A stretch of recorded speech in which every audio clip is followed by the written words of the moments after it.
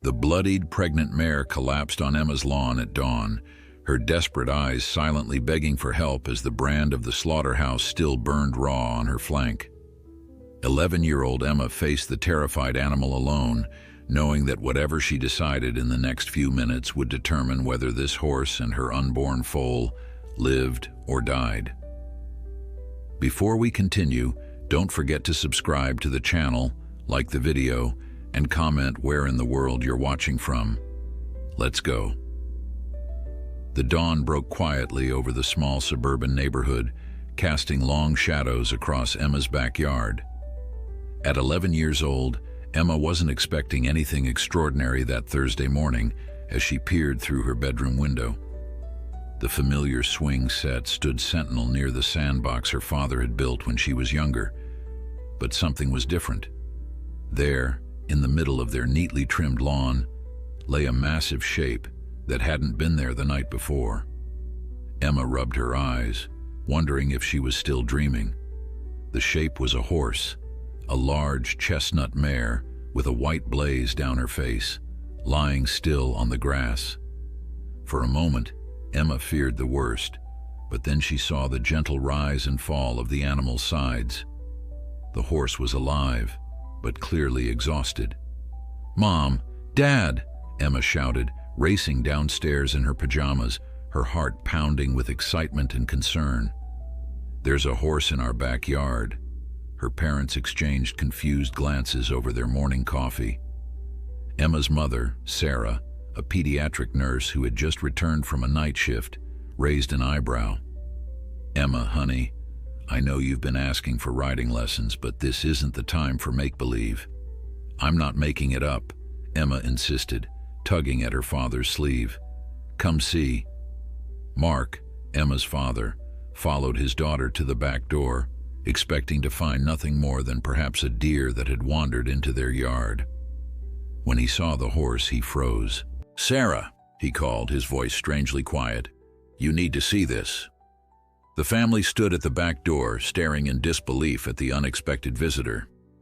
The mare looked up at them with exhausted eyes, making no attempt to rise. Now that Emma was closer, she could see that the horse's coat was dull and matted in places. There were marks on her legs. Some looked like rope burns, others like cuts that had started to heal. But what struck Emma most was the horse's distended belly. "She's pregnant," Sarah whispered, her medical training kicking in as she assessed the animal from a distance. "And she's in rough shape." Mark ran a hand through his hair, already mentally calculating the challenges ahead. "I'll call animal control." "No," Emma protested, surprising herself with the force of her objection. Something about the mare's eyes, they were filled with such profound weariness but also a quiet dignity, made Emma feel protective. "She came here for help. We can't just send her away." Sarah knelt beside her daughter. "Emma, honey, we don't know anything about taking care of horses, especially not one that's pregnant and injured." But Emma couldn't be dissuaded. The connection she felt to this animal was immediate and inexplicable. "Please, Mom, at least let's call Dr. Rodriguez first. She takes care of large animals too, not just cats and dogs." Dr. Rodriguez was their family veterinarian, a kind woman who had once mentioned her experience with farm animals. After a moment's hesitation, Sarah nodded. "Okay, we'll call Dr. Rodriguez first, but no promises, Emma." While her father made the call, Emma cautiously approached the mare, moving slowly to avoid startling her. The horse watched her with those intelligent brown eyes, but made no move to get up or run away. "Hi there," Emma said softly, stopping a few feet away. "It's okay. You're safe now." The mare's ears flicked forward at the sound of her voice, and Emma took that as an encouraging sign. She inched closer until she was near enough to reach out a hand. The horse stretched her neck slightly, nostrils flaring as she sniffed Emma's fingers. "She needs water," Emma realized aloud. She hurried back to the house, filled a large mixing bowl with clean water, and carefully carried it back, trying not to spill. Setting it down within the mare's reach, she stepped back and watched as the horse gratefully drank. Dr. Rodriguez arrived within the hour, her ancient pickup truck rumbling into their driveway. She was a compact woman with salt and pepper hair pulled back in a practical braid, and she carried herself with the confident efficiency of someone used to handling emergencies. After a brief greeting, she approached the horse with Emma at her side. "Well now," she said quietly, "what have we here?" The examination that followed was thorough, but gentle. Dr. Rodriguez checked the mare's vital signs, the wounds on her legs, her teeth, and carefully palpated her swollen belly. Throughout the process, the horse remained calm, especially when Emma stroked her neck and whispered reassurances. "This mare has been through a lot," Dr. Rodriguez finally said, straightening up. "She's malnourished, dehydrated, and has numerous superficial injuries, but nothing life-threatening. I'd estimate she's about 9 months pregnant, maybe a couple of weeks from foaling." "Where did she come from?" Mark asked, voicing the question they were all wondering. Dr. Rodriguez pointed to a partial brand on the mare's flank, partially obscured by dirt and a healing abrasion. "That's from the Westland Meat Processing Company. It's a slaughterhouse about 15 miles from here." Emma gasped, her hand flying to her mouth. A slaughterhouse? They were going to kill her? The veterinarian nodded grimly. "And her foal with her. Unfortunately, it happens all the time with horses that are no longer considered useful or valuable." "But how did she get here?" Sarah asked. "My guess? She escaped somehow. Horses are intelligent, and pregnant mares can be especially resourceful when their survival instincts kick in. She probably wandered until she found somewhere that felt safe." Dr. Rodriguez glanced meaningfully at Emma. "Animals have good instincts about people." Emma felt a surge of fierce protectiveness. "We have to keep her." Mark and Sarah exchanged concerned looks. "Emma," her father began gently, "we don't have the facilities to care for a horse, let alone a pregnant one. Our yard isn't even fenced on all sides." "I can help," Dr. Rodriguez offered unexpectedly. "I have contacts at a local rescue. They might be able to take her in once she's stabilized." "How long would that take?" Sarah asked. "At least a few days. She shouldn't be moved right now in her condition. The stress could trigger early labor, which would be dangerous for both her and the foal." Emma looked pleadingly at her parents. "Just a few days, please." Mark sighed, looking at the mare who had mysteriously chosen their yard as her sanctuary. "What would we need to do?" As Dr. Rodriguez outlined the basic care requirements, a sheltered area, fresh water, proper feed, medication for her wounds, Emma barely contained her excitement. She would have a horse, even if just temporarily, and not just any horse, but one she could help save. "I'll take full responsibility," Emma promised solemnly. "I'll research everything about horses.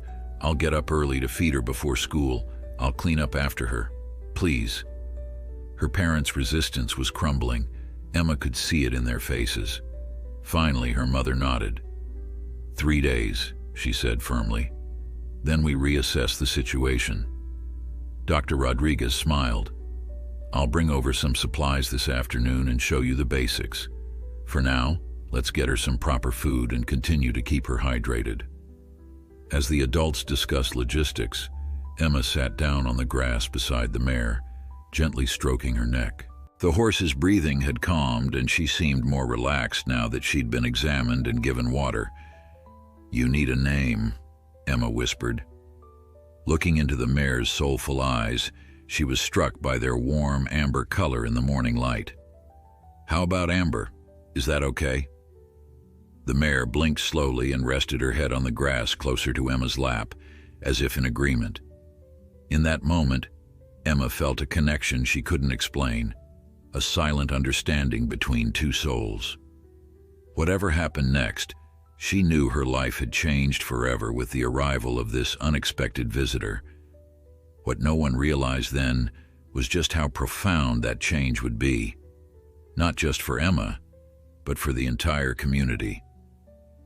By that afternoon, Emma's backyard had transformed into an impromptu horse sanctuary. Dr. Rodriguez had returned with supplies, bales of hay, specialized feed for pregnant mares, a large water trough, basic medical supplies, and even a temporary shelter constructed from tarp and poles.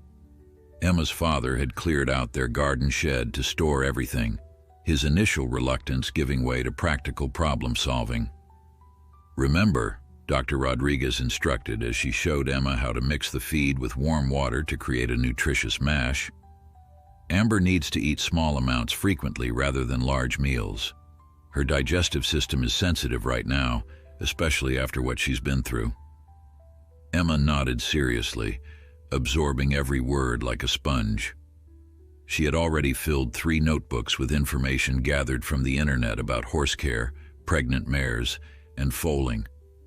Her bedroom desk was covered with printouts about equine nutrition and medical care. "How do we know if she's going to have the baby soon?" Emma asked, watching as Amber delicately ate from the shallow pan they'd provided. "There are several signs," Dr. Rodriguez explained. "Her udder will become fuller, the muscles around her tail will relax, and her behavior might change. She could become restless or unusually calm. But given her condition and stress, we need to monitor her closely.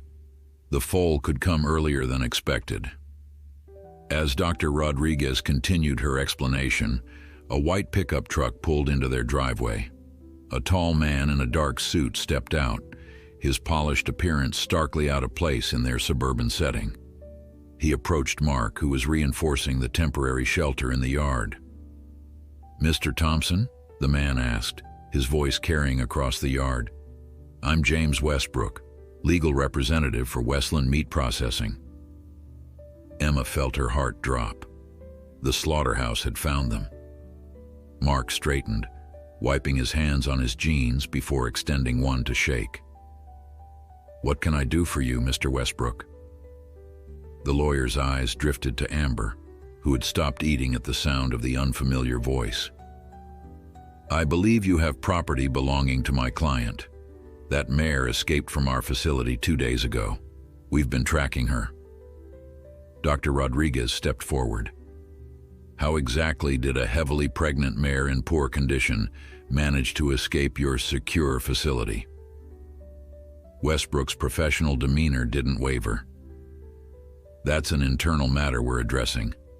What's relevant is that the animal is company property, and we're here to reclaim it." "She," Emma said firmly, moving to stand protectively near Amber. "Not it. Her name is Amber." The lawyer glanced at Emma with a hint of impatience before returning his attention to Mark. "Mr. Thompson, I understand this may be a sensitive situation, but legally speaking, that horse belongs to Westland. I have the documentation here." He pulled a folder from his briefcase. Sarah, who had come outside when she heard the truck arrive, joined the group. "Are you seriously suggesting we return a severely neglected pregnant animal to a slaughterhouse?" "The company has protocols for handling all livestock, including pregnant animals," Westbrook replied smoothly. "I assure you, everything is done according to regulations." "Regulations that allow this?" Dr. Rodriguez gestured to Amber's visible ribs and healing wounds. "As a veterinarian, I'm obligated to report animal neglect and abuse." Westbrook's expression hardened slightly. The animal was adequately maintained according to industry standards for livestock awaiting processing. If you're implying otherwise, I suggest you consider the legal implications of making unfounded accusations against my client. Emma couldn't believe what she was hearing. They were talking about Amber as if she were nothing more than a product, a piece of meat. The mare seemed to sense the tension. Her ears flicked nervously, and she shifted her weight uncomfortably. "She came here," Emma said, her voice stronger than she expected. "She chose our yard because she knew we'd help her." Westbrook sighed. "Young lady, I understand you may have formed an attachment, but horses don't choose anything. It wandered here randomly after breaking through a damaged section of fencing." "Then you admit your facilities were inadequate," Sarah pointed out. A momentary security lapse that's been addressed, Westbrook countered. Now, I'm authorized to offer compensation for any trouble this has caused, feed costs, property damage, and so on. $500 should cover it. He reached for his checkbook. Mark held up a hand. We're not interested in money, Mr. Westbrook. This mare is in no condition to be moved. She's about to give birth, and Dr. Rodriguez has advised against transporting her. Dr. Rodriguez works for you, not Westland, Westbrook pointed out. We have our own veterinarians who can assess the animal's condition. I don't work for anyone except the animals in my care, Dr. Rodriguez said firmly. And as the attending veterinarian, I'm stating professionally that moving this mare presents a significant health risk to both her and her unborn foal. The conversation was interrupted by a soft, nickering sound from Amber. Emma turned to see the mare struggling to stand, her legs shaky but determined. It was the first time since her arrival that morning that Amber had attempted to get up on her own.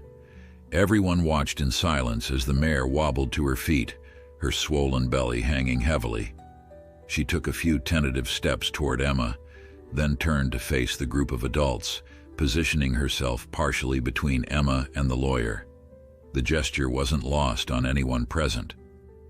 See? Emma said quietly, reaching out to stroke Amber's neck.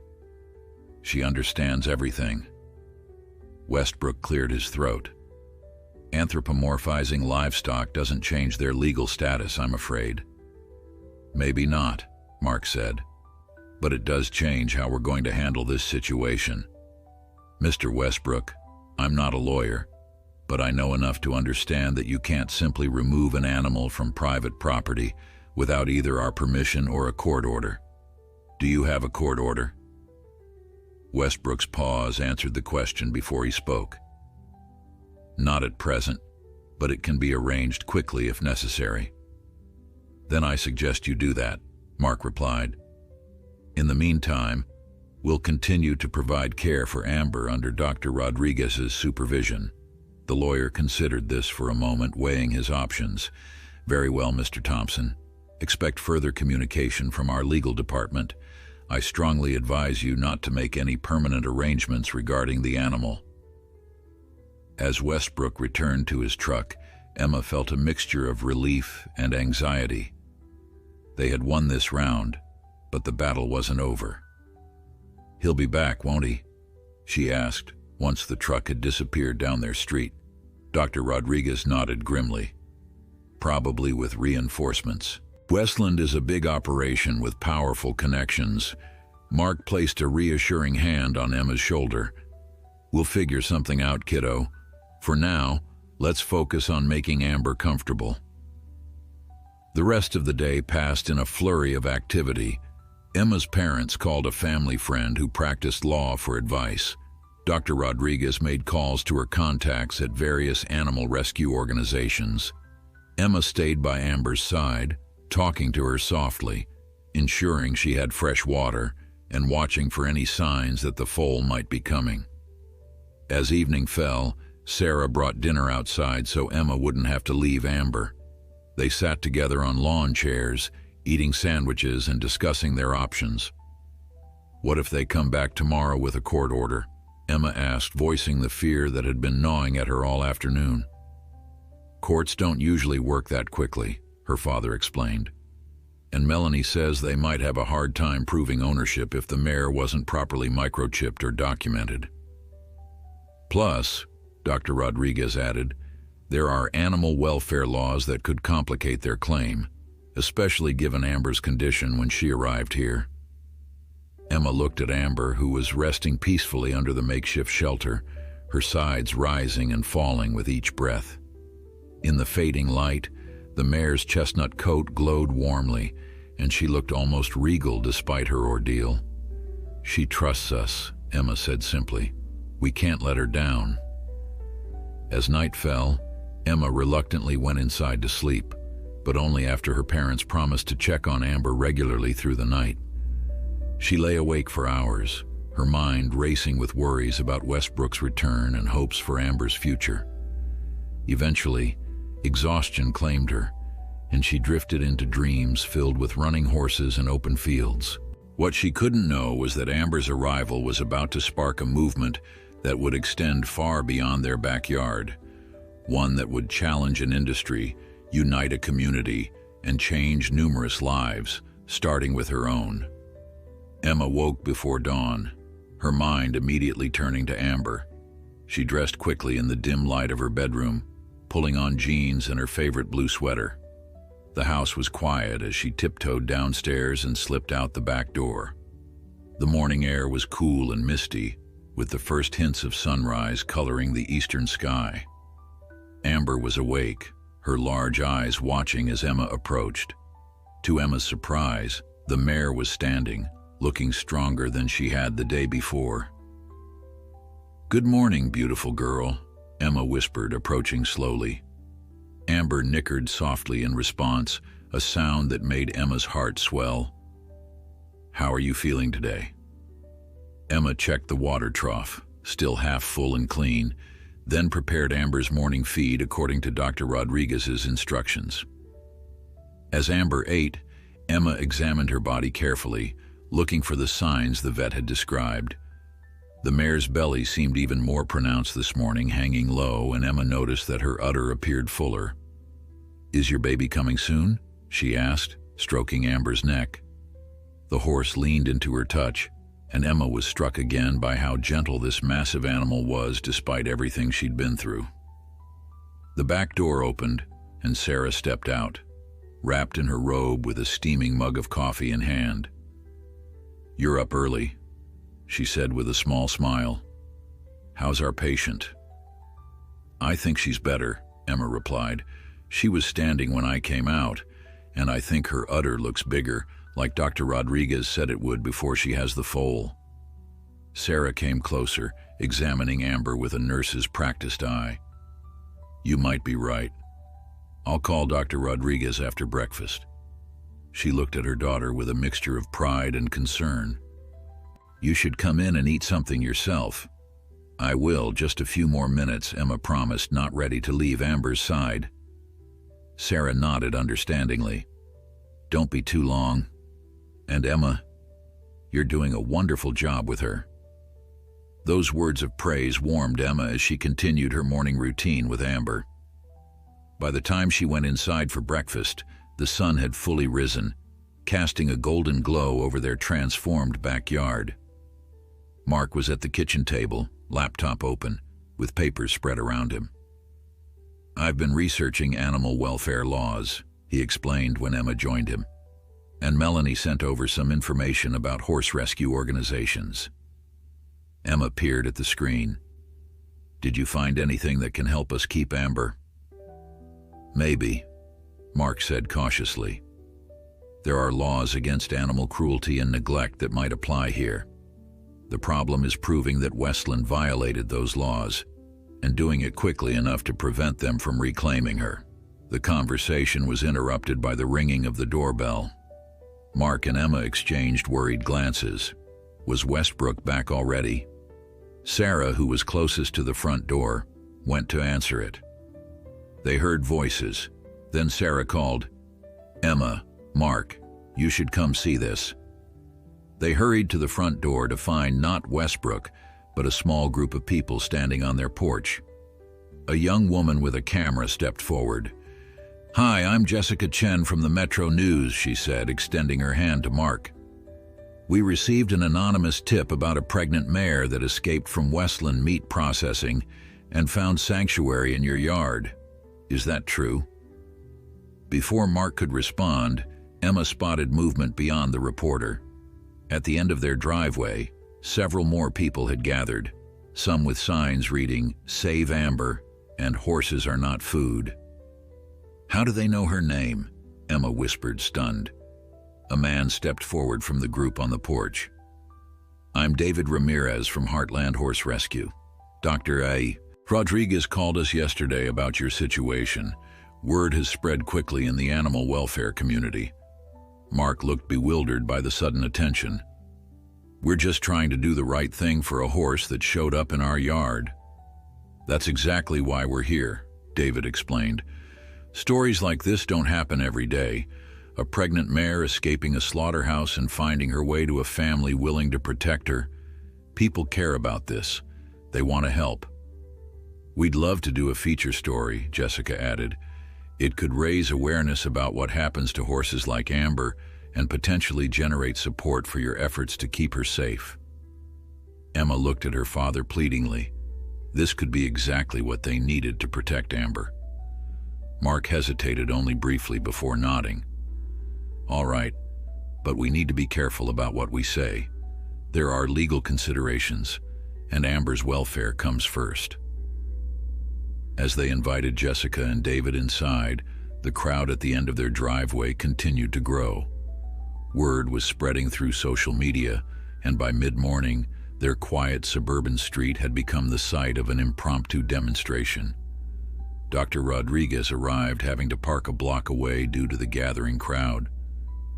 I didn't expect quite this much attention, she said as she made her way to the backyard to check on Amber. How's she doing this morning? Better, Emma said proudly. She was standing when I came out and she ate all her breakfast. The vet examined Amber thoroughly, her expression growing more serious as she felt the mare's belly and checked her udder. Emma, you were right to notice the changes. I think we're getting close to foaling time, possibly within the next 24 to 48 hours. Emma's excitement was tempered by concern. Is she healthy enough? Will the baby be okay? Amber is remarkably resilient, Dr. Rodriguez assured her, and she's receiving excellent care now thanks to you. That gives both her and the foal a much better chance. Inside the house, Mark and Sarah were speaking with Jessica, David, and a lawyer who had volunteered her services after seeing a post about Amber online. Westland operates in a legal gray area, the lawyer, Patricia Wong, explained. Horse slaughter for human consumption is effectively banned in the United States, but companies like Westland process horses for other purposes, or ship them to facilities in Canada or Mexico. But they can't just take Amber back if she's being neglected, right? Emma asked, having joined the adults after Dr. Rodriguez finished her examination. It's complicated, Patricia admitted. They can claim she's their property, but we can file for an emergency injunction based on animal welfare concerns, especially given her pregnant condition and the documentation of her physical state when she arrived here. Jessica, who had been taking notes, looked up. The public pressure could make a difference too. Once this story breaks, Westland might think twice about the PR nightmare of forcibly removing a pregnant mare from a child who's nursing her back to health. David nodded in agreement. We've seen it before. Sometimes the court of public opinion moves faster than the legal system. As they discussed strategy, Sarah's phone rang. She stepped away to answer it, returning moments later with a troubled expression. That was our neighbor 3 doors down. Westbrook is back and he's not alone. There's a trailer and what looks like local law enforcement with him. Emma felt panic rising in her chest. They can't take her. She's about to have her baby. Mark placed a steadying hand on her shoulder. Remember what Patricia said? They can't just remove her without proper legal procedures, especially now that we have documentation of her condition. I'll go talk to them, Patricia offered, gathering her documents. The rest of you should stay with Amber. Having witnesses present is important. As they moved to the backyard, Emma saw Amber had become agitated, pacing nervously in her small enclosure. The mare could sense the tension, or perhaps she could smell the unfamiliar people approaching. It's okay, girl, Emma soothed, rushing to her side. We won't let them take you. Outside the front of the house, they could hear raised voices as Patricia confronted Westbrook and his entourage. The crowd of supporters had grown larger, forming a barrier at the end of the driveway. Some were live streaming the confrontation on their phones, while others chanted slogans in support of Amber. Jessica turned to Mark. May I bring my camera crew into the backyard?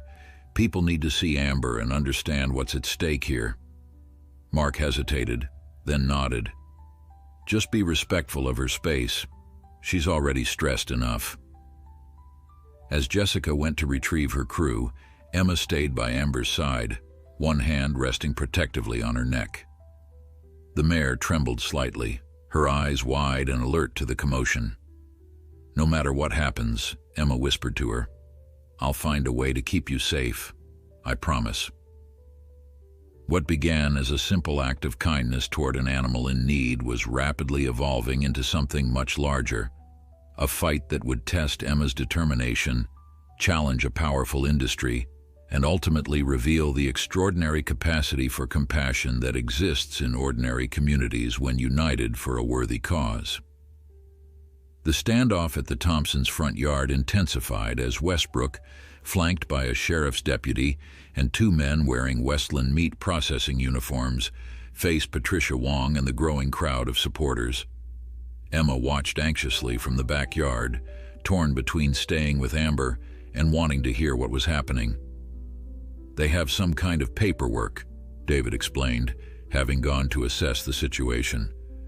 "But Patricia is challenging it. The deputy seems reluctant to get involved. He keeps saying it's a civil matter." Jessica's camera crew had set up in the backyard, filming Amber as she paced nervously. The mare's agitation was growing, her sides heaving with rapid breaths. "She's too stressed," Dr. Rodriguez said with concern. "This isn't good for her or the foal." She turned to Jessica. "Can you stop filming for now? We need to keep her calm." Jessica nodded, signaling to her cameraman to lower his equipment. "Of course, the last thing we want is to make things worse." Emma moved closer to Amber, speaking in a soft, soothing voice. "It's okay, girl. You're safe here." The mare stopped pacing and looked at Emma, as if trying to decide whether to trust these reassurances. Slowly, Amber lowered her head to nuzzle Emma's shoulder, a gesture that brought tears to the girl's eyes. "She trusts you," Dr. Rodriguez observed quietly. "That's remarkable, considering what she's been through." The confrontation at the front of the house grew louder. Mark came to the back door, his expression tense. "Westbrook has an ownership document and a court order to inspect the horse. The good news is that it's not a removal order yet. They just want to have their vet examine her." Dr. Rodriguez straightened her shoulders. "I'll be present for any examination. As the attending veterinarian, I have that right." Mark nodded. Patricia already insisted on that. "They're coming around now." Emma positioned herself protectively beside Amber as Westbrook appeared at the side gate, accompanied by the deputy and a thin, tired-looking man carrying a medical bag who she assumed was Westland's veterinarian. "This isn't necessary," Sarah protested, stepping forward. "Dr. Rodriguez has already examined her thoroughly." "With all due respect, Mrs. Thompson," Westbrook replied smoothly, "we have concerns about the unauthorized treatment of company property. Dr. Nichols here will verify the animal's condition." Emma noticed how he kept referring to Amber as the animal or company property, never acknowledging her as a living being with feelings and needs. It made her angry, but she fought to keep her emotions in check for Amber's sake. The Westland veterinarian approached cautiously, eyeing the mare's condition. Dr. Rodriguez stood nearby, watching his every move like a hawk. "She's heavily pregnant," Dr. Nichols observed, stating the obvious. "How long has she been in your care?" "Just since yesterday morning," Dr. Rodriguez answered. "When she arrived, she was severely dehydrated, malnourished, and had multiple untreated injuries. I've documented everything." Dr. Nichols looked uncomfortable. "The company follows standard industry protocols for all livestock." "Is that why she was heading to slaughter while pregnant?" Emma couldn't help asking, her voice trembling with indignation. "Is that protocol too?" The veterinarian had the decency to look embarrassed. "We don't always know their condition when they're brought in. Many horses come through auction houses with minimal documentation." "Enough," Westbrook interrupted. "Dr. Nichols, please complete your examination so we can proceed." As the Westland vet moved closer to Amber, The mare became visibly distressed, backing away and snorting in fear. Emma stepped between them instinctively. "She's scared of him," she said firmly. "If you stress her more, it could hurt her baby." "Young lady," Westbrook began, his patience clearly wearing thin. "This is not a petting zoo situation. That animal is company property worth several $1,000s. Her name is Amber," Emma insisted, "and she's about to be a mother. Doesn't that matter to you at all?" Before Westbrook could respond, Jessica's cameraman, who had resumed filming discreetly, captured the tense exchange. The reporter stepped forward.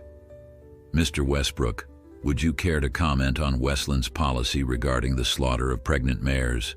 Our viewers would be very interested to hear the company's position." Westbrook's expression hardened as he noticed the camera. "This is a private business matter, not a media circus. I must insist that you stop filming immediately." "We're on private property with the owner's permission," Jessica replied calmly. "And this is a matter of legitimate public interest." The confrontation was interrupted by a commotion from the front yard. David rushed back to report. "The crowd has doubled in size.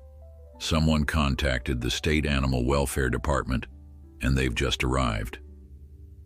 This news visibly rattled Westbrook. State inspectors had the authority to investigate allegations of animal cruelty and could potentially complicate Westland's claim on Amber. Dr. Nichols, meanwhile, had been observing Amber from a distance. "The mare shows signs of imminent foaling," he said quietly to Westbrook. "Moving her now would be risky." "That's what I've been saying," Dr. Rodriguez interjected. "She needs a calm, safe environment for delivery, which she has here." Two officials from the State Animal Welfare Department made their way to the backyard, introducing themselves as Inspectors Carter and Diaz. They took in the scene with professional detachment.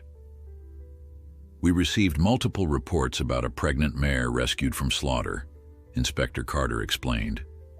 "We're here to assess the situation and ensure proper protocols are being followed." Westbrook attempted to regain control. "This is straightforward, inspectors. The mare is Westland property that escaped during transport. We have documentation and are simply seeking to reclaim our asset."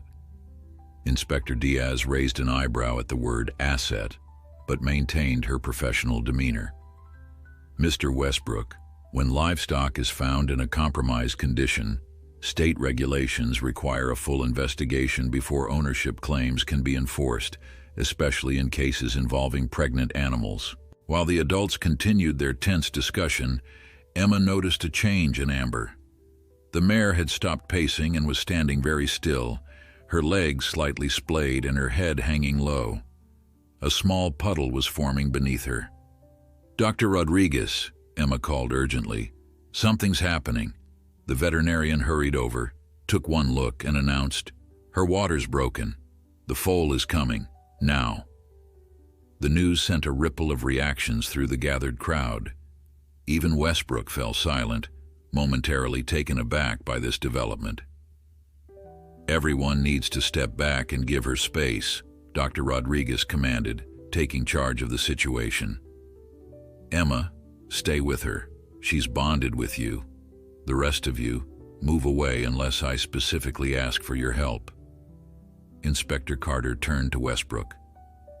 "Mr. Westbrook, regardless of the ownership dispute, we cannot permit the movement of a mare in active labor. Any attempt to do so would constitute a clear violation of animal welfare statutes." Westbrook's face flushed with frustration, but he recognized the futility of pressing his claim at this moment. "This isn't over," he said tersely. "Westland will pursue all legal avenues to protect its interests.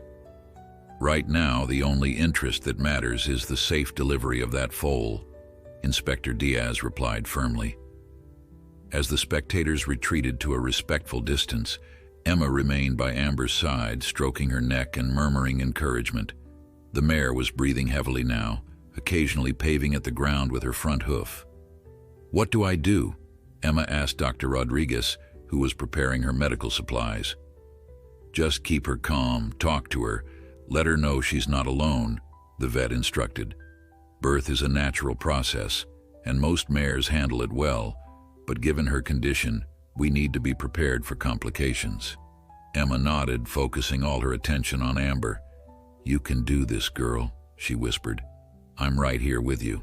As tensions temporarily subsided in favor of the miracle unfolding before them, Emma realized that Amber's foal, a new life entering the world against all odds, might be their strongest argument yet for why this remarkable mare deserved her freedom. The birth of a foal is normally a private affair, taking place in the quiet seclusion of a stable or a secluded meadow. But Amber's delivery had become an unlikely public spectacle, with everyone from corporate lawyers to state officials to news crews gathered in the Thompsons' suburban backyard. Dr. Rodriguez had established a perimeter around Amber, allowing only herself and Emma within it. The mare had lain down on her side, her breathing labored and her flanks heaving with contractions. Emma sat cross-legged near her head, stroking her neck and speaking in a constant soothing stream of encouragement. "You're doing great, Amber," she whispered. "You're so brave and strong. Your baby is going to be beautiful." Dr. Rodriguez moved efficiently around the mare, checking her progress while keeping a respectful distance when possible. "First-time births can take a while," she explained to Emma, "but everything looks normal so far." The crowd watched in hushed reverence. Even Westbrook and his associates remained, standing stiffly at the edge of the yard. Jessica's cameraman filmed discreetly from a distance, capturing the extraordinary scene unfolding on what had been just 24 hours earlier, an ordinary family's lawn. Hours passed. The afternoon sun began its descent, casting long shadows across the yard. Amber's labor intensified, her powerful body working to bring new life into the world. Emma stayed faithfully by her side, her legs numb from sitting so long, but her attention never wavering. "I can see the amniotic sac," Dr. Rodriguez announced quietly. "It won't be long now." Emma watched in awe as Amber's contractions grew stronger and more frequent. The mare groaned softly, her eyes wide with the effort and pain of birth. Emma found herself breathing in rhythm with Amber, as if they could share the burden somehow. "There," Dr. Rodriguez pointed as two tiny hooves appeared, encased in the translucent birth sac. "Perfect presentation. Front feet first, like diving into a pool." Emma could hardly believe what she was witnessing. The hooves were followed by a small muzzle, then gradually, with each powerful contraction, more of the foal emerged. Spindly legs, a narrow chest, delicate shoulders. "She's doing it," Emma breathed, tears streaming down her face. With a final massive effort from Amber, the foal slid completely free, landing gently on the soft grass. Dr. Rodriguez moved quickly to clear the birth membranes from the baby's nose and mouth, ensuring its first breaths were unobstructed. "It's a filly," she announced with a smile. "A little girl." The newborn foal lay still for a moment, adjusting to the bright, cold world outside her mother's womb. Then, with a shudder that ran through her wet, gangly body, she took her first breath, her tiny ribcage expanding dramatically. A collective sigh of relief and wonder rose from the onlookers. Several people were openly crying. Inspector Diaz discreetly wiped a tear from her cheek, while her partner, Inspector Carter, cleared his throat repeatedly to mask his emotion. Amber, exhausted but alert, lifted her head to look at her baby. The mare nickered softly, a sound so tender and maternal that it pierced Emma's heart. In response, the foal's ears twitched, and she made her first tentative movements, her legs splaying awkwardly as she tested their function. "Don't touch her yet," Dr. Rodriguez cautioned Emma, who was instinctively reaching toward the newborn. "Amber needs to bond with her first." They watched as Amber began to lick her foal clean, her long tongue sweeping away the birth fluids and stimulating the baby's circulation. The foal responded to her mother's ministrations with increasing vigor, her movements becoming more coordinated with each passing minute. "She's beautiful," Emma whispered, taking in the foal's coloring. A rich, deep bay with a perfect white star on her forehead that matched her mother's blaze. She's remarkably strong for a foal born to a mare in Amber's condition, Dr. Rodriguez observed. That's a very good sign. Within 20 minutes of birth, the foal was attempting to stand, driven by the instinct that told her she needed to rise and nurse to survive. Her first efforts were comical, legs splaying in all directions, her body trembling with the effort, but her determination was unmistakable. Emma held her breath as the foal gathered herself for another attempt. This time, after a wobbly struggle, she managed to get her legs underneath her and rise to a standing position. She swayed precariously, but remained upright, blinking at the world from her new perspective. A spontaneous round of applause broke out among the spectators.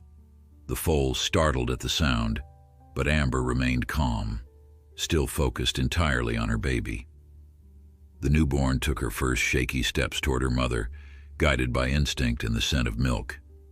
After a few false starts and gentle nudges from Amber, she found her way to the mare's udder and began to nurse, her tiny tail swishing with contentment as she received her first nourishment.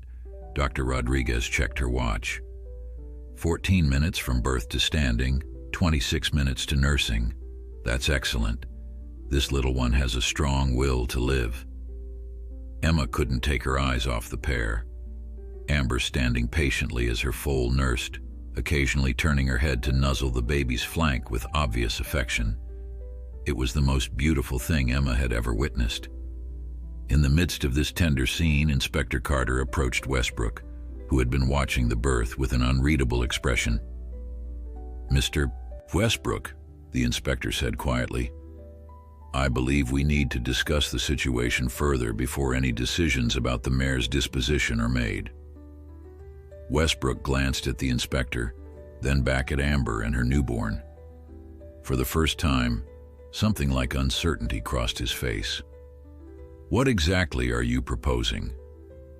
"Given the circumstances, the mare's condition upon escape, the successful birth, and the significant public interest, I'm recommending a formal review before any action is taken regarding ownership claims." Before Westbrook could respond, Jessica approached with her microphone, her cameraman in tow. "Mr. Westbrook, in light of what we've just witnessed, is Westland Meat Processing still planning to reclaim the mare and her newborn foal?" The question hung in the air. All eyes turned to Westbrook, whose carefully maintained professional demeanor seemed to falter. The camera was rolling, capturing his reaction for thousands of viewers following the story on social media and local news. "Westland follows all applicable laws and regulations," he began stiffly, falling back on corporate language. "The company will review the situation and determine the appropriate course of action."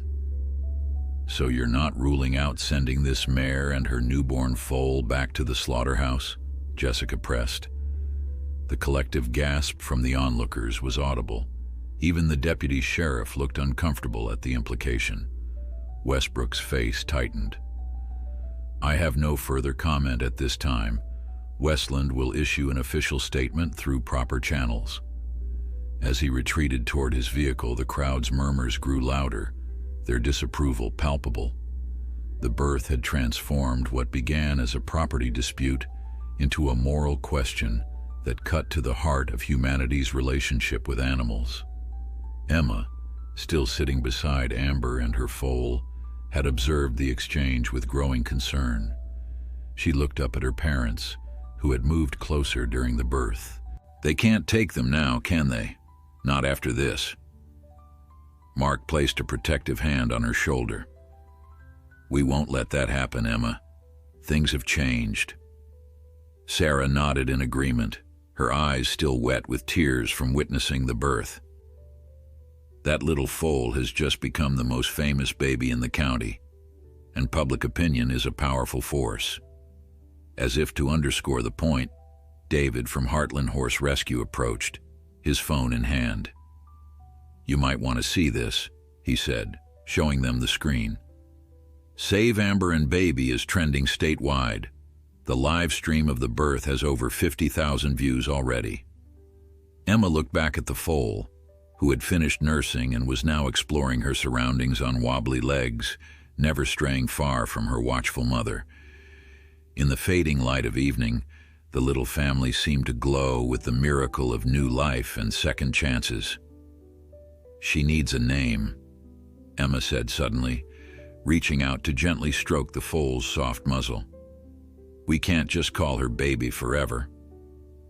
As the crowd began to disperse, with promises to return tomorrow, Emma remained by Amber and her newborn, contemplating names worthy of this extraordinary foal whose birth had just become a powerful symbol of hope and resilience.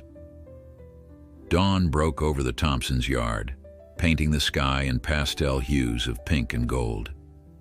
Emma, who had insisted on sleeping in a tent beside Amber and her foal, emerged bleary-eyed but smiling. She had awakened multiple times throughout the night to check on the pair, watching in wonder as the newborn foal grew steadier on her feet with each passing hour.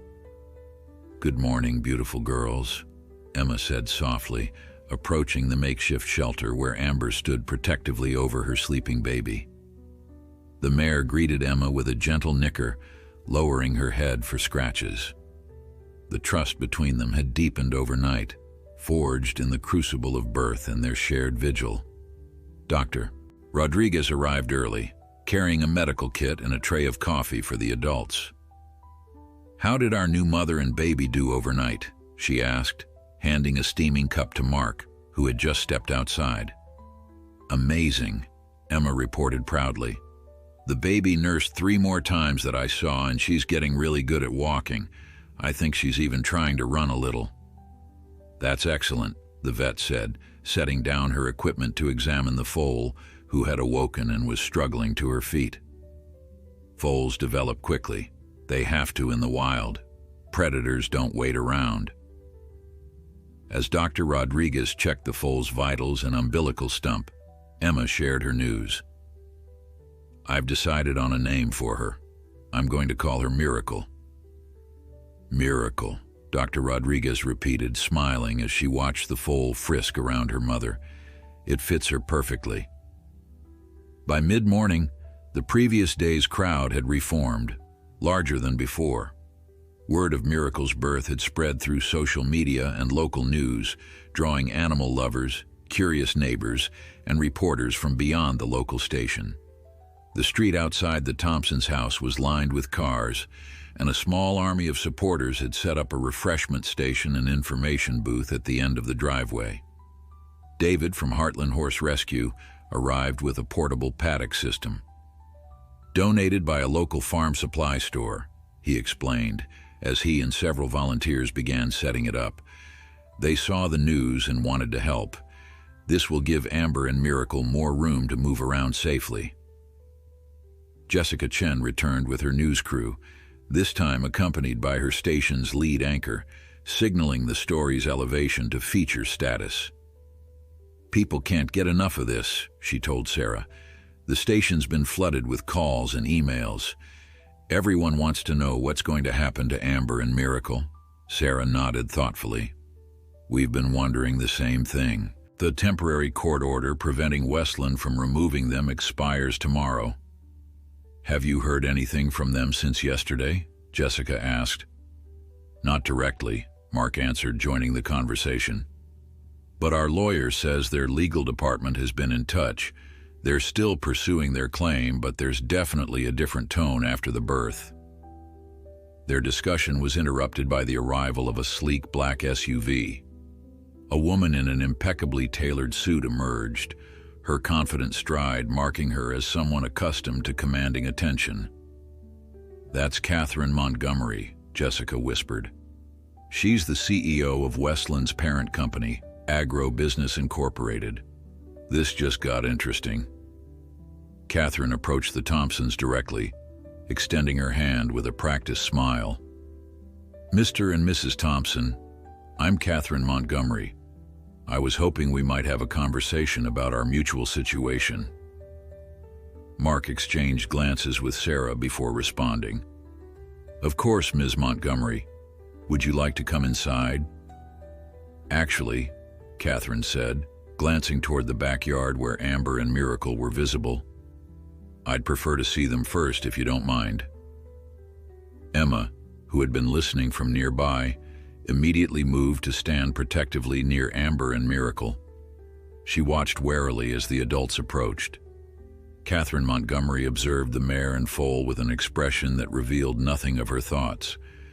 She's a beautiful foal, she finally said, surprising Emma with what seemed like genuine admiration. Very strong. Her name is Miracle, Emma said firmly, and we're not giving them back to be killed. Instead of the corporate dismissal Emma expected, Catherine turned to her with a thoughtful expression. You must be Emma. I've heard quite a bit about you in the last 24 hours. She paused, then added, You've created quite a challenge for my company. I didn't create anything, Emma replied. Amber chose to come here. She knew we would help her. Catherine studied Emma for a moment, then looked back at Amber and Miracle. The foal had moved to hide partially behind her mother, peering out curiously at the newcomer. Perhaps we should discuss this privately, Catherine suggested to Mark and Sarah. There may be a solution that serves everyone's interests. As the adults retreated to the house, Emma remained with Amber and Miracle, wondering what kind of solution the CEO could possibly have in mind that would keep them safe. Inside, Catherine Montgomery sat at the Thompsons' kitchen table, declining offers of coffee or tea. I'll be direct, she began. The situation with Amber has become a significant PR issue for Westland and, by extension, for agribusiness. The images of a pregnant mare escaping slaughter, finding refuge with a young girl, and giving birth in your backyard have resonated with the public in ways we couldn't have anticipated. People care about animals, Sarah said simply, especially when they see them as individuals with families and feelings, not just as products. Catherine nodded. Yes, and therein lies our challenge. Westland processes thousands of horses annually. It's a legal business that serves multiple industries. But is it ethical? Mark asked pointedly. Instead of becoming defensive, Catherine surprised them with her candor. That's a complex question, and one that's being debated more frequently in our board meetings. The public perspective on animal welfare is evolving rapidly. She straightened in her chair. Which brings me to my proposal. Outside, Emma was showing Dr. Rodriguez how Miracle had learned to come when called, trotting over at the sound of Emma's voice for neck scratches. She's so smart, Emma said proudly. And brave too. Look how she's exploring everything. The foal was indeed curious, investigating a butterfly that had landed on a nearby flower, then startling herself with a small rear and kick before rushing back to Amber's side. Dr. Rodriguez smiled. She's developing beautifully. You've done an amazing job with both of them, Emma. The backyard had become a hive of activity. Volunteers from Heartland Horse Rescue had finished setting up the expanded enclosure and were now bringing in fresh bedding and additional hay. A local equine supply store had donated specialized feed for nursing mares and growing foals. Someone had even set up a live webcam stream of Amber and Miracle that was already attracting thousands of viewers. It's incredible how many people want to help, Emma observed. People respond to stories of hope and second chances, Dr. Rodriguez replied. And what's happening here is touching hearts far beyond this neighborhood. Their conversation was interrupted when Mark and Sarah emerged from the house, followed by Catherine Montgomery. Emma immediately tensed, reading her parents' expressions for clues about what had been decided. Mark beckoned her over. Emma, Ms. Montgomery has a proposal regarding Amber and Miracle. We wanted you to hear it directly. Emma approached cautiously, unconsciously positioning herself between the CEO and the horses. What kind of proposal? Catherine Montgomery met Emma's gaze directly. Westland Meat Processing is prepared to relinquish all claims to Amber and her foal, transferring full ownership to Heartland Horse Rescue, with the understanding that they will remain in your care as their foster family. Emma's eyes widened in disbelief. Really? No tricks? No tricks, Catherine confirmed.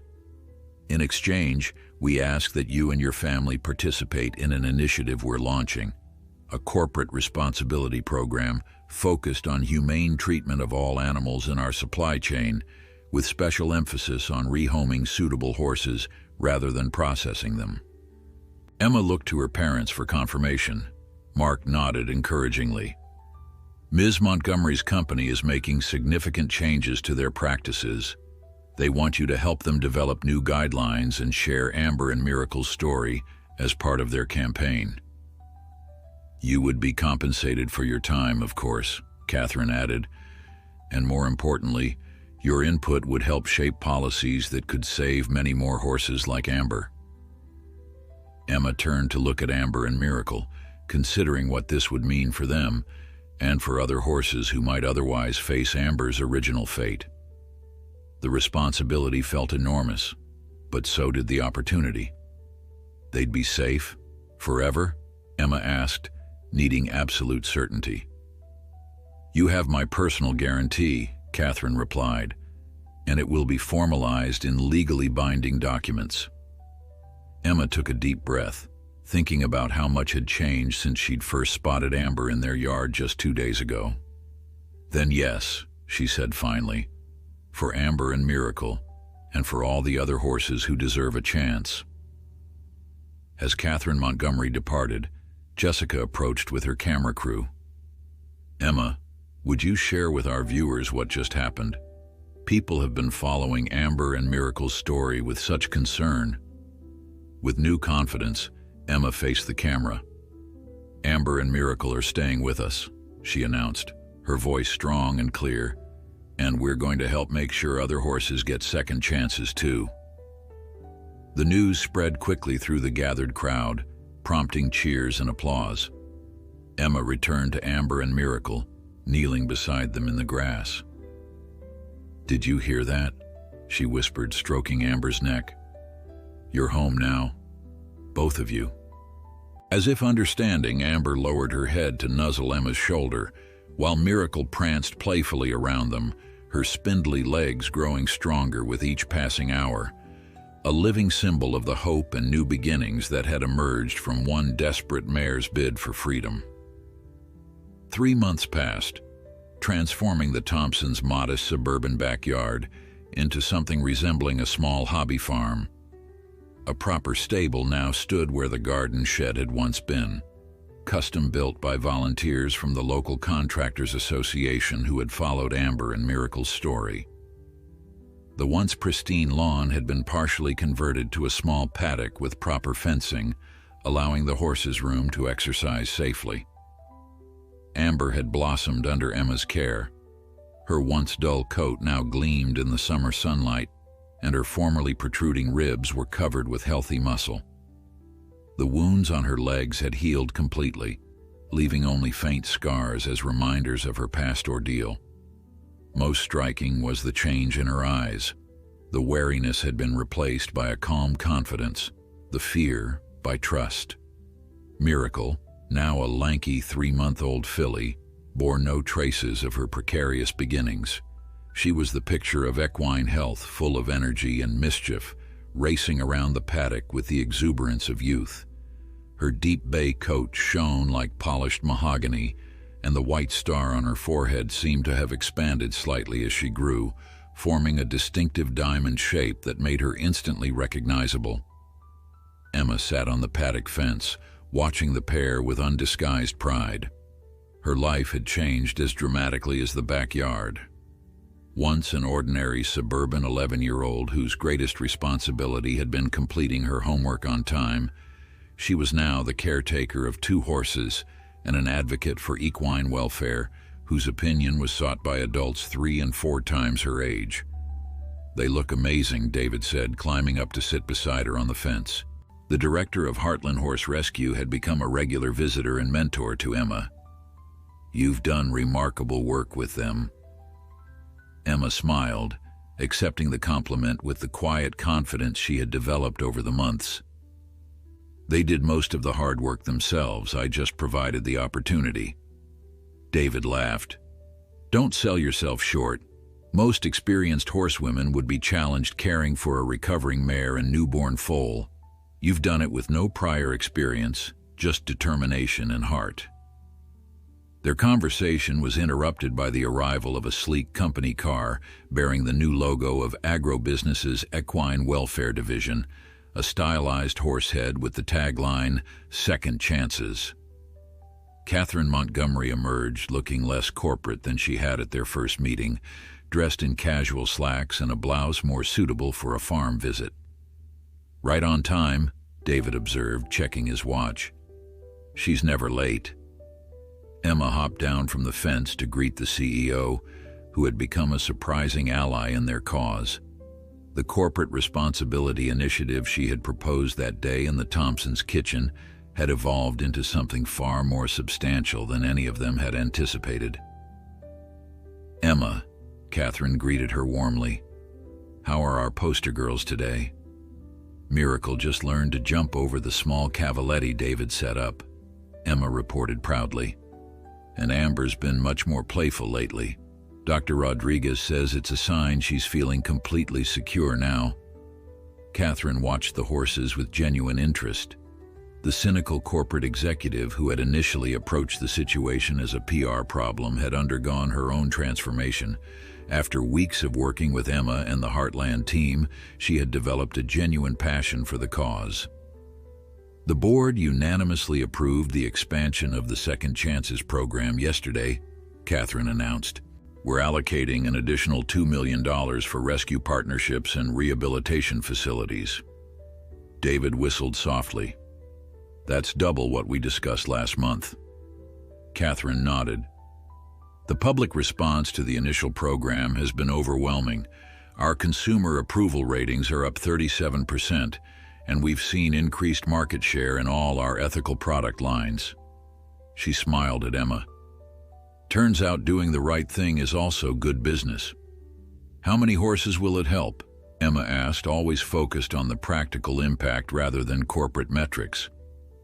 "Based on our projections, we should be able to divert over 500 horses from slaughter in the next fiscal year," Catherine replied, "each one assessed and placed in appropriate rescues or adoption programs." Emma's face lit up. 500 Ambers and Miracles, all getting second chances. The transformation wasn't limited to the Thompsons' backyard or Catherine's corporate policies. The story of Amber and Miracle had sparked a grassroots movement that was gaining momentum throughout the state and beyond. Local news stations had run special features on horse rescue operations. Schools had invited Emma to speak about animal welfare. Even state legislators were discussing strengthened regulations for livestock transportation and slaughter facilities. Mark approached from the house carrying a tray with glasses of lemonade. "Thought you all might be thirsty," he said, setting the tray on a small table near the paddock. "Sarah will be out in a minute. She's just finishing a call with the education coordinator about next week's school tour." The Thompsons had embraced their unexpected new role as advocates with characteristic thoughtfulness. After realizing how many people were interested in Amber and Miracle's story, they had begun offering structured visiting hours and educational presentations about horse welfare and responsible animal care. "How many students are coming this time?" Catherine asked, accepting a glass of lemonade. 60 fifth graders, Mark replied with a slightly daunted smile. "Their teacher said our visit to their classroom last month inspired a whole unit on animal welfare." "Speaking of education," David interjected, "how are your riding lessons going, Emma?" Emma grinned.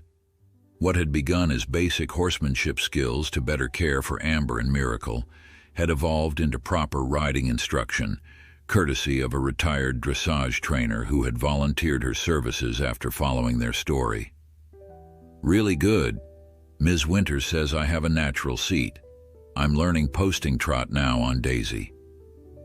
Daisy was a gentle lesson mare provided by Heartland, as Amber, though fully recovered, wasn't suitable for a beginner rider, and Miracle was years away from being old enough to carry a rider.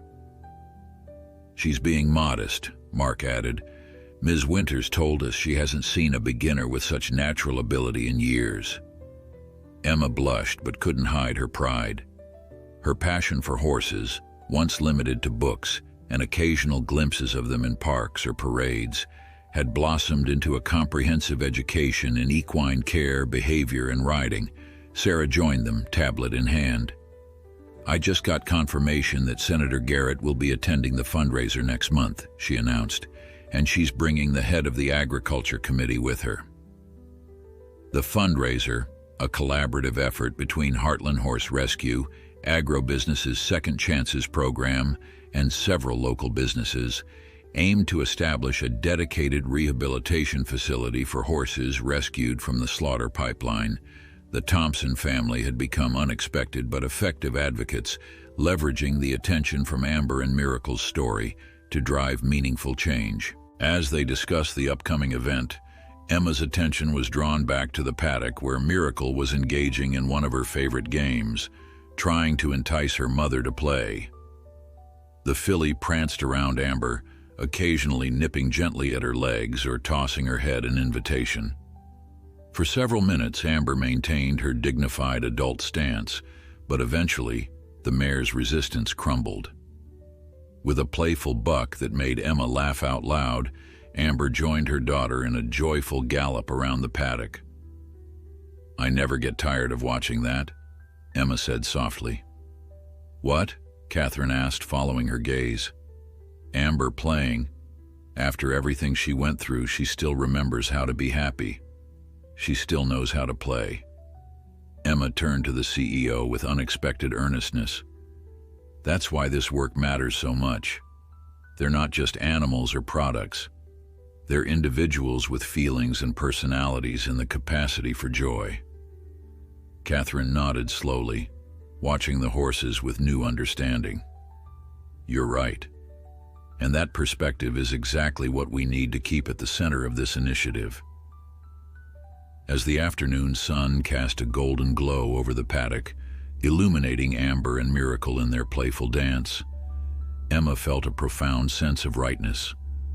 The frightened, exhausted mare who had appeared in their yard just months ago had led them all on an unexpected journey, one that was changing not just individual lives, but potentially the way society viewed and treated these magnificent animals. Later, as everyone else headed inside for dinner, Emma lingered in the paddock for her evening ritual of grooming Amber and Miracle. As she gently brushed Amber's gleaming coat, the mare rested her head on Emma's shoulder in a gesture of complete trust.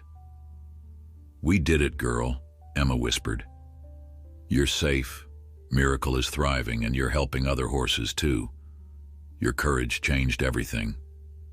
Amber's soft nicker seemed to acknowledge the truth of these words, a truth that extended far beyond their transformed backyard to the hearts and minds of countless people who had been touched by their story. 1 year after Amber's dramatic arrival in the Thompsons' backyard, the family gathered with friends and supporters to celebrate what they now called Miracle Day. The once modest suburban lot had been transformed completely, with neighboring properties purchased and converted into a small but functional equine education center. The original backyard remained as the heart of the operation, home to Amber and Miracle, who were now the living ambassadors for the Second Chances program. Miracle had grown from a wobbly newborn into a striking yearling. Standing nearly 14 hands high already, she promised to mature into a horse of substantial size and presence. Her deep bay coat gleamed in the sunshine, and the diamond-shaped star on her forehead had become her signature feature. Unlike her mother, who still carried the emotional scars of her early life despite her physical recovery, Miracle had known only kindness and proper care.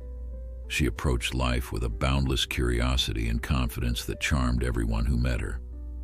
"Hard to believe it's been a year," Dr. Rodriguez remarked, watching Miracle show off for the gathered crowd, prancing around her paddock with her tail flagged high. "She certainly knows she's the star of the show."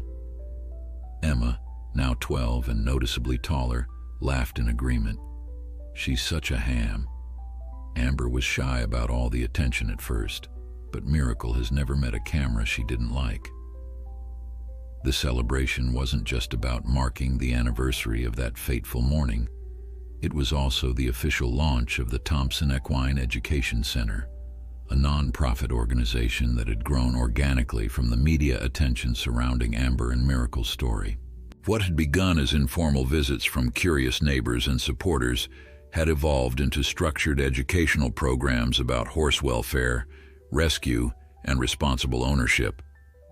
Senator Garrett, who had become one of their strongest political allies, stood near the podium that had been set up for the occasion. "You've accomplished more in 1 year than most advocacy groups achieve in a decade," she told Mark and Sarah. "The amendments to the transport and inspection regulations passed because of the public awareness you helped create." Sarah, who had taken a leave of absence from her nursing job to help develop the education center's programs, smiled modestly. "We just shared Amber and Miracle's story. The horses did the rest." "Don't underestimate yourselves," the senator insisted. "Your family turned a single act of compassion into a movement." Nearby, Catherine Montgomery was speaking with a group of corporate executives who had come to see the program that was generating so much positive publicity. The Second Chances initiative had transformed agribusiness's public image and had been so successful that other companies in the agriculture sector were now developing their own animal welfare programs. "The key was authenticity," Catherine explained to her colleagues. "We didn't just create a superficial PR campaign, we committed to fundamental changes in our practices and invested real resources in making them happen." "And the bottom line?" asked one of the executives skeptically. Catherine smiled. "Up 18% this quarter. Turns out ethical business practices are also good business practices. Consumers are willing to pay more for products from companies they trust to do the right thing." Emma, overhearing this exchange, felt a surge of pride. The corporate world had initially seemed so foreign and intimidating to her, but over the past year she had learned that even the largest companies were made up of individual people who could be reached and influenced. Catherine, once the face of the enemy, had become one of their most powerful allies in creating systemic change. David from Heartland Horse Rescue approached, leading a small group of visitors toward the special paddock where Amber and Miracle were holding court. "Emma, these folks came all the way from Oregon to meet our famous mother-daughter duo. Would you mind doing the introduction?" "Of course." Emma had become a poised and knowledgeable guide, comfortable speaking to groups about Amber and Miracle's story and the larger issues it represented. She no longer felt like an ordinary girl thrust into extraordinary circumstances. This work had become a natural extension of who she was. As Emma began her well-practiced presentation about Amber's rescue and Miracle's birth, a sleek black car pulled into the parking area. A tall, thin man in an expensive suit emerged, looking somewhat out of place among the casual celebration attendees. Emma recognized him immediately. James Westbrook, the lawyer who had come to claim Amber that second day. Her narrative faltered slightly as she watched him approach her parents and Catherine.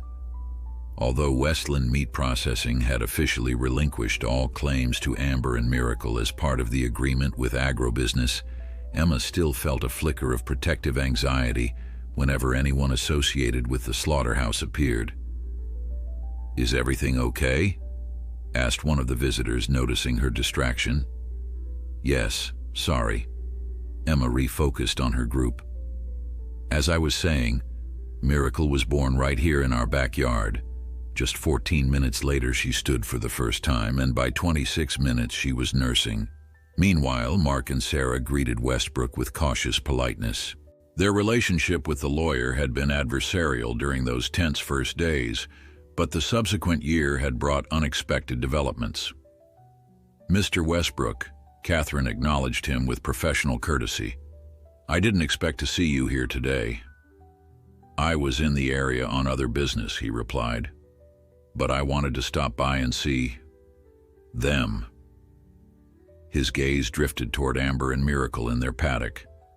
Mark studied the lawyer's face, searching for any sign of renewed legal challenge. "Is there something we can help you with?" Westbrook hesitated, seeming uncharacteristically uncertain. "Actually, I came to inform you that I've resigned from Westland. I've accepted a position with the Animal Legal Defense Fund." Sarah's eyebrows shot up in surprise. "That's quite a career change." "Yes, well," Westbrook cleared his throat. "Let's just say that certain cases cause one to reevaluate one's priorities." He glanced again toward Amber and Miracle. "May I see them? Not as a legal representative, just as a visitor." Catherine nodded to Mark and Sarah, silently communicating that she saw no threat in the request. After a moment's consideration, Mark agreed. "Of course, Emma's just finishing up with a tour group over there. She can introduce you properly." As they approached the paddock, Emma concluded her presentation to appreciative applause from her visitors. Seeing her parents with Westbrook, she tensed slightly but maintained her composure. "Emma," Sarah called, "Mr. Westbrook would like to meet Amber and Miracle officially. Would you mind introducing them?" Emma hesitated only briefly before nodding. Over the past year, she had learned that some of their most powerful allies had come from unexpected places. If this man had left Westland to work for animal welfare, perhaps he too had been changed by Amber and Miracle's story. "They prefer if you approach calmly," she explained, leading Westbrook to the paddock fence. "Amber's still cautious with new people, but Miracle is usually friendly with everyone." As if on cue, the yearling trotted over to investigate the newcomer, her natural curiosity overcoming any wariness. Amber followed more slowly, maintaining a watchful distance. "Hello there," Westbrook said softly, his usual professional demeanor giving way to something more genuine as Miracle stretched her neck over the fence to sniff his hand. "You can touch her if you want," Emma offered. "Just let her sniff you first, then you can stroke her neck." Westbrook followed her instructions, and after a thorough inspection, Miracle allowed him to gently stroke her glossy neck.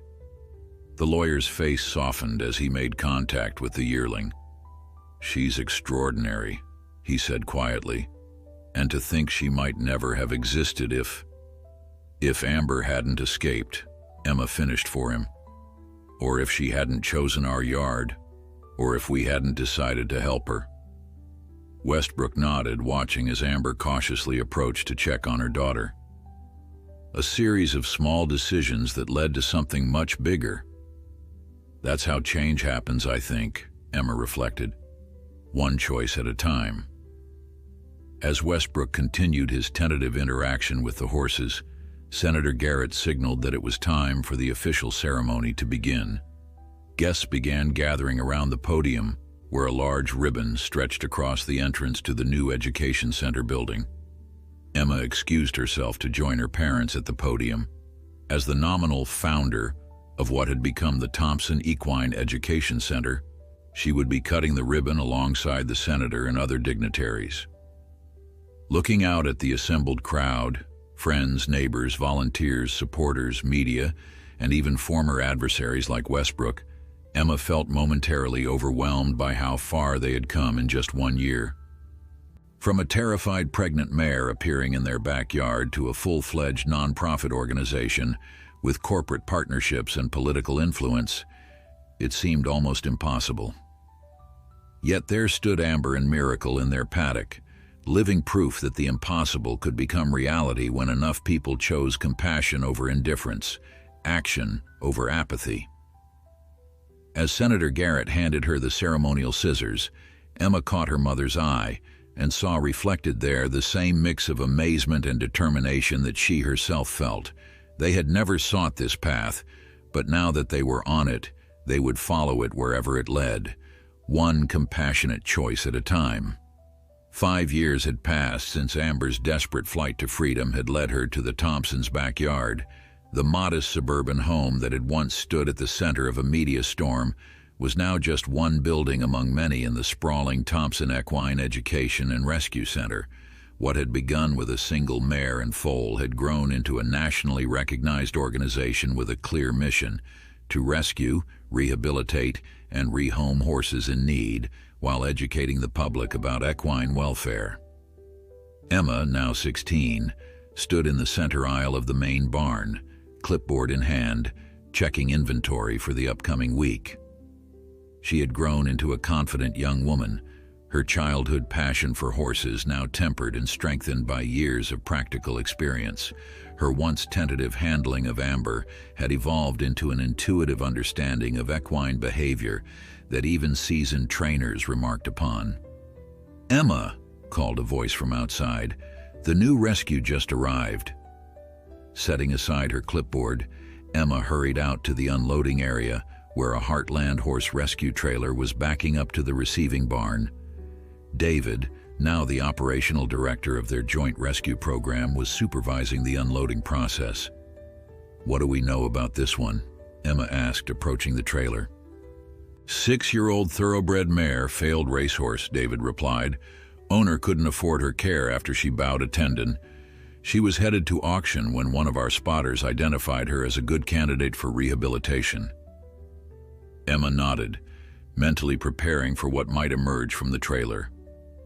After 5 years and hundreds of rescues, she knew that each horse came with its own physical and emotional challenges. Some, like Amber, carried deep psychological scars from their experiences. Others simply needed proper nutrition and veterinary care to thrive again. The trailer door opened, and after a moment's hesitation, a tall, elegant bay mare backed carefully down the ramp. Despite her obvious thinness and the anxiety evident in her wide eyes, there was something immediately striking about her presence, an innate dignity that reminded Emma of Amber. "Hello, beautiful," Emma said softly, giving the mare space to adjust to her new surroundings. "Welcome to your new start." As the mare was led to a prepared stall for initial assessment, Emma felt the familiar mixture of sadness and hope that accompanied each new arrival. Sadness for what the horse had endured, hope for what she could become with proper care and understanding.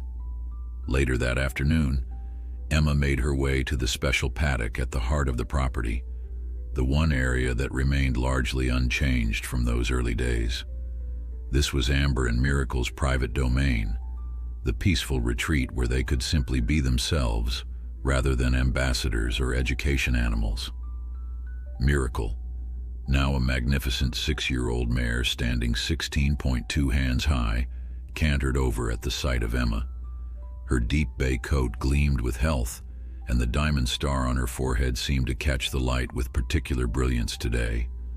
Though she had many admirers and had become something of a celebrity in equine welfare circles, Miracle reserved a special greeting for Emma, a soft, low nicker that she offered to no one else. "Hey, beautiful girl," Emma said, running her hands along Miracle's powerful neck. "Where's your mom?" As if in answer, Amber appeared from the shade of the large oak tree that dominated one corner of the paddock. At 19, the mare showed some signs of age. A slight dip in her back, a few gray hairs sprinkled around her eyes, but she remained remarkably fit and spirited for a horse who had come so close to death all those years ago. Emma leaned against the fence, watching the two horses with affection and pride. They were the living foundation of everything the center had become, their story the catalyst for a movement that had grown beyond anyone's expectations. "There you are," said a voice behind her. Emma turned to see her mother approaching, tablet in hand as usual. Sarah had fully embraced her role as executive director of the center's educational programs, bringing her nursing background and newfound expertise in equine welfare to develop curricula now used in schools across the country. "Just checking on the girls," Emma explained. "How did the board meeting go?" "Productive," Sarah replied, joining her at the fence. The expansion plans for the rehabilitation facility were approved, and Catherine secured another 3 years of corporate funding. She paused, watching Amber and Miracle graze peacefully side by side. Sometimes I still can't believe all of this started with one desperate mare finding her way to our backyard. Emma nodded thoughtfully. I was just thinking the same thing.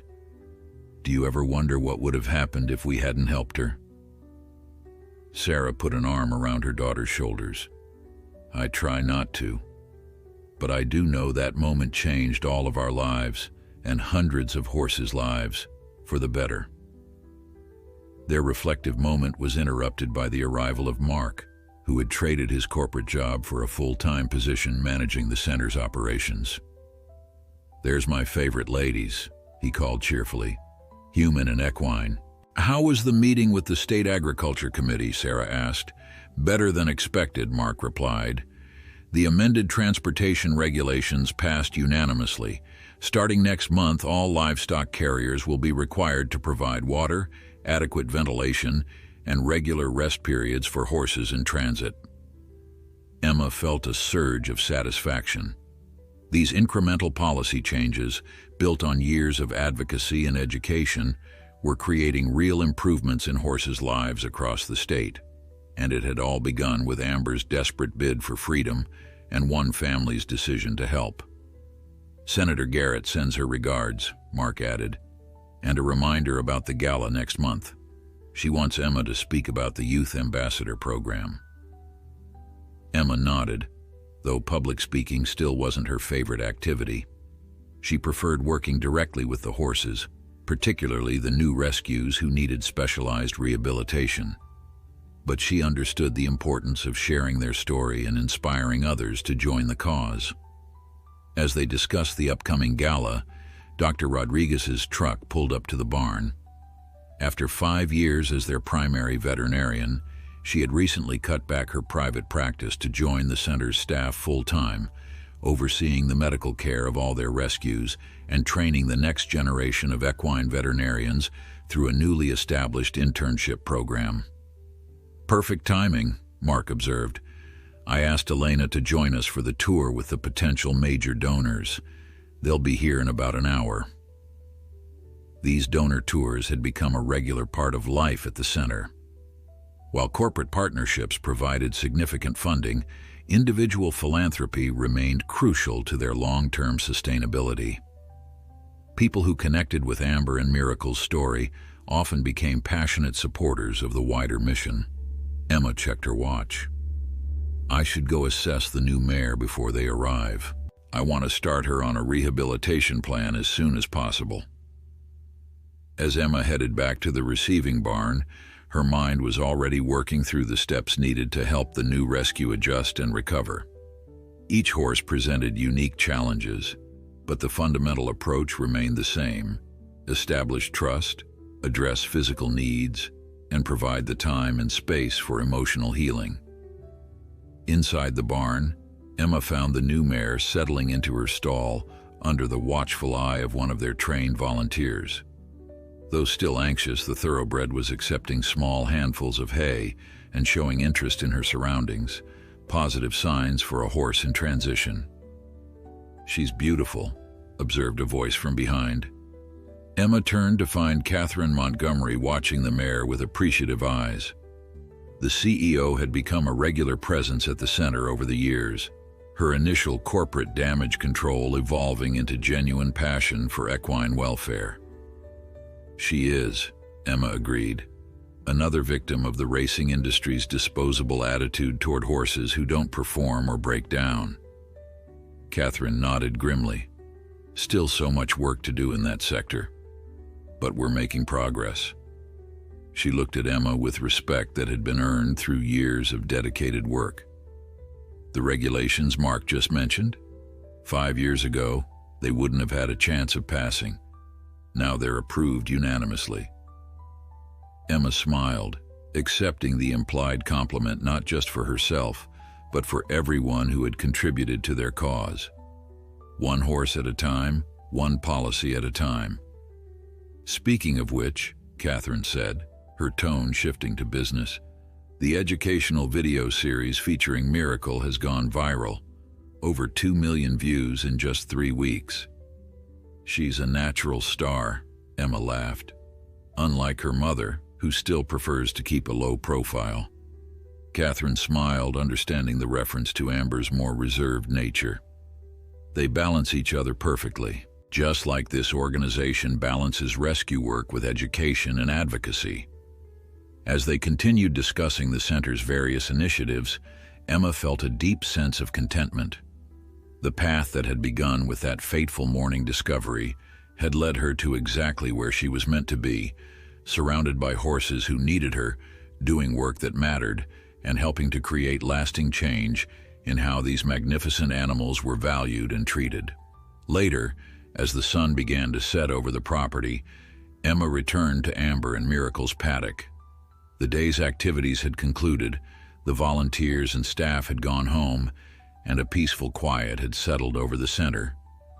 These twilight moments with the two horses who had started it all were precious to Emma, a daily reminder of why all the hard work and occasional heartbreak were worthwhile.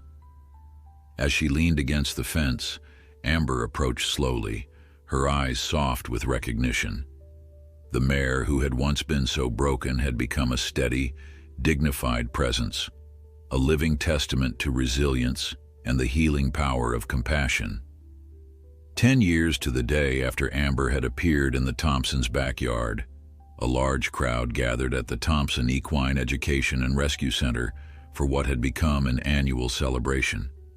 Miracle Day was now a recognized event that drew supporters, volunteers, donors, and horse lovers from across the country to commemorate the remarkable chain of events set in motion by one desperate mare's bid for freedom. The center had grown beyond anyone's wildest expectations. What began as a single family's act of compassion had evolved into a nationally recognized organization with satellite facilities in 3 states, partnerships with major universities for equine research, and an educational curriculum used in schools nationwide. The impact of Amber and Miracle's story had rippled outward, touching countless lives, both human and equine. Emma, now 21 and in her 3rd year of veterinary school, stood at the podium addressing the assembled crowd. She had grown into a poised, confident young woman whose childhood connection with Amber had blossomed into a lifelong commitment to equine welfare. Her hands, once small and uncertain when they first reached out to touch Amber's neck, were now skilled and sure, equally capable of suturing a wound or soothing a frightened horse. 10 years ago today, a pregnant mare with no name and little hope found her way to our backyard, Emma began, her voice carrying across the hushed audience. We didn't know then that she would change not just our lives, but the lives of thousands of horses and people across the country. We just knew she needed help and we couldn't turn away. From her position on the stage, Emma could see Amber and Miracle in their special paddock nearby.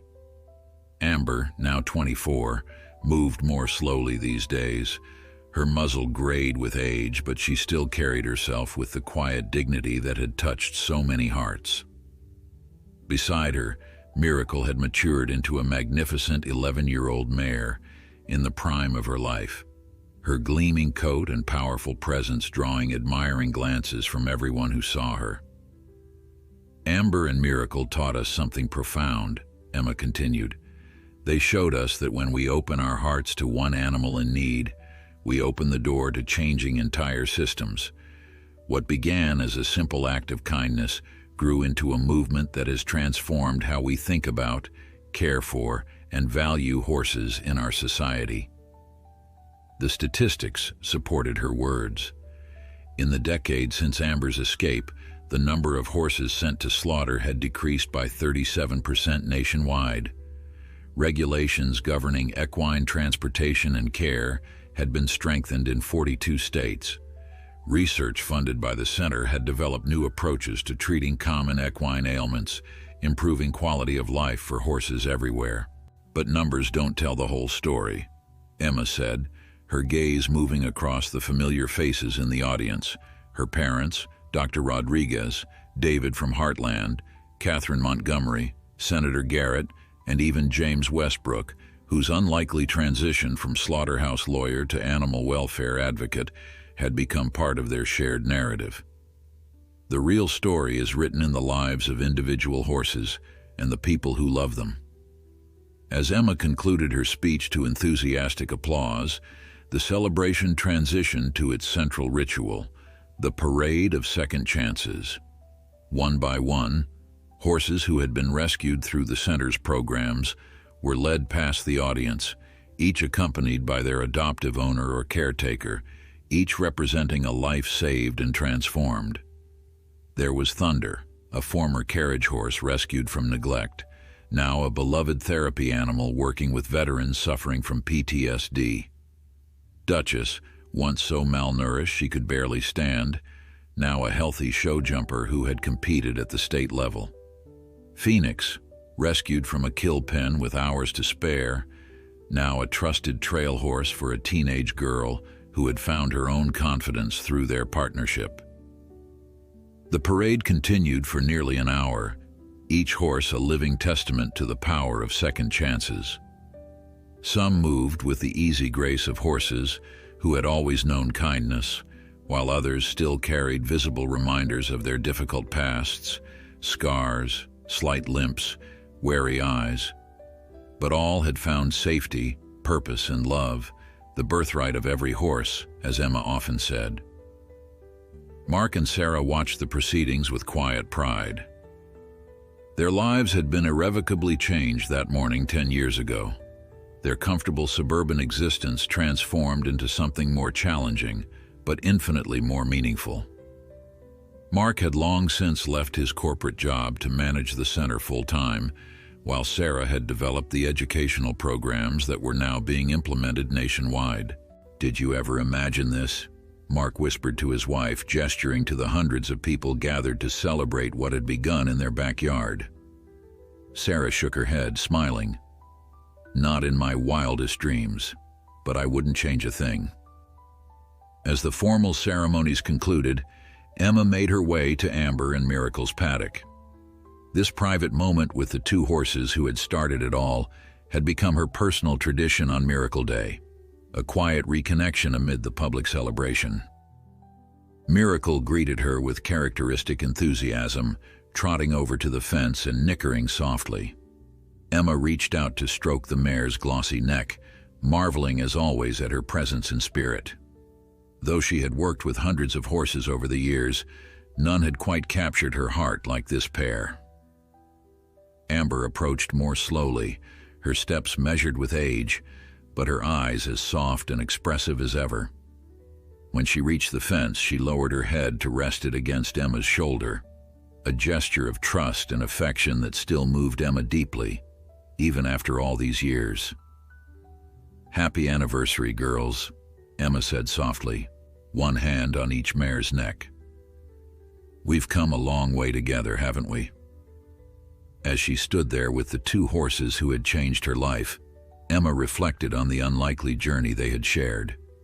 From a terrified mare appearing in their backyard to a nationwide movement for equine welfare, it seemed almost impossible that one small moment of compassion could lead to such far-reaching consequences.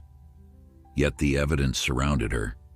The center with its state-of-the-art facilities, the hundreds of horses rehomed each year, the changing laws and public attitudes, the countless people whose lives had been touched by their story. Catherine Montgomery joined Emma at the paddock, her corporate attire now a thing of the past. After 5 years of increasingly active involvement with the center, she had made the surprising decision to step down as CEO of Agrobusiness to become the full-time executive director of the Second Chances Foundation, which now provided millions in funding for equine rescue efforts nationwide. "They're looking well," Catherine observed, nodding toward Amber and Miracle, especially the grand old lady. She had developed a particular soft spot for Amber over the years, perhaps seeing in the mare's journey a reflection of her own transformation.